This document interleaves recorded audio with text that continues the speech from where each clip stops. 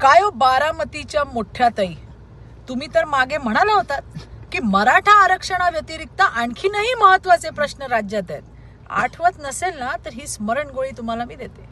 पवार साहेब दोनदा नाही 4 वेळा मुख्यमंत्री होते. तेच नाही, आतापर्यंत 11 मुख्यमंत्री मराठा समाजाचे होऊन गेले.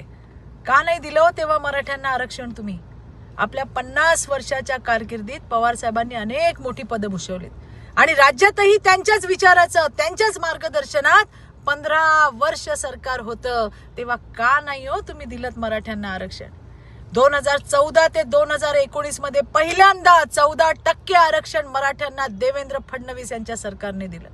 पुढच्या 2.5 वर्षात तुम्हाला आणि तुमच्या महाविकास आघाडीला ते टिकवताही आलं नाही हो. त्यावर बोला हो बारामतीच्या मोठ्या ताई. पुन्हा महायुतीचं सरकार आलं आणि मुख्यमंत्री एकनाथ शिंदेच्या नेतृत्वात पुन्हा एकदा 10% आरक्षण मराठा समाजाला दिलं. आणि मोठ्या ताई, तुमच्या सरकारने बंद केलेल्या अण्णासाहेब पाटील महामंडळाची पुनर्रचना सुद्धा 2014 ते 2019 मध्ये देवेंद्रजी मुख्यमंत्री असताना त्यांनी केली हो. आणि आता लाखो मराठा तरुण तरुणी उद्योजक बनलेत.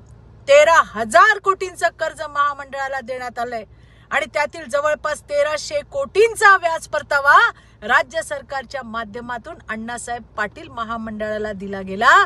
जे महामंडळ मराठा समाजाच्या तरुणांसाठी होतं ते तुमच्या सरकारने बंद केलं.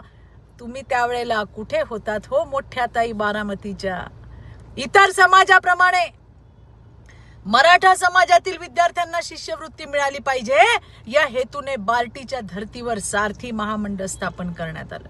अरे तुमचं एकच लक्ष, समाजाची घडी विस्कटवायची आणि त्याचं खापर देवेंद्रजींवर फोडायचं.